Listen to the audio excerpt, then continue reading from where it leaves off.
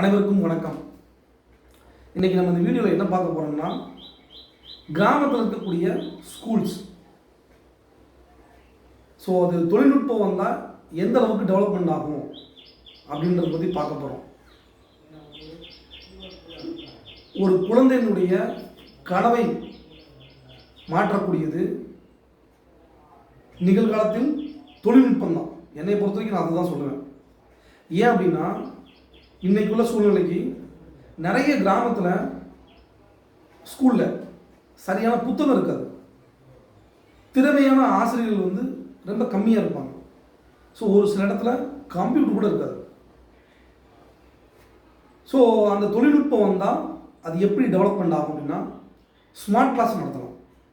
Video மூலிமா பிள்ளைகளுக்கு கற்பிக்கலாம். அவங்க ஈஸியாக அதை உள்வாங்கிடுவாங்க, ஈஸியாக புரிஞ்சுப்பாங்க. ஸோ ரெண்டாவது ஆன்லைன் கிளாஸ். இப்போ நீங்கள் பார்த்தீங்கன்னா, கிராமத்தில் இருக்கிறதுக்கும் சிட்டியில் இருக்கிறதுக்கும் நிறைய டிஃப்ரெண்ட் இருக்கும்.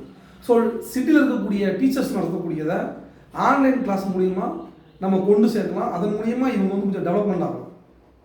மூணாவது பேரண்ட் சேஃப்டி.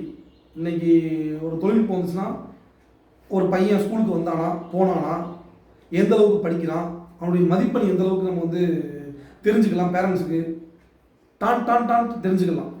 ஸோ அந்த அளவுக்கு தொழில்நுட்பத்தில் நிறைய விஷயங்கள் இருக்குது.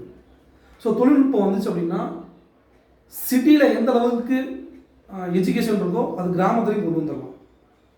சிட்டியில் எந்த அளவுக்கு எஜுகேஷன் இருக்கோ கிராமத்துலேயும் அதே ஈக்குவாலிட்டியாக மாறிடும். ஸோ கிராமம் சிட்டின்ற டிஃப்ரென்சியேஷன் இருக்காது.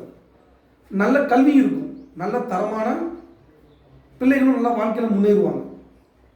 ஸோ தொழில்நுட்பம்ன்றது எந்த அளவுக்கு முக்கியத்துவன்றதை நம்ம புரிஞ்சுக்கணும்.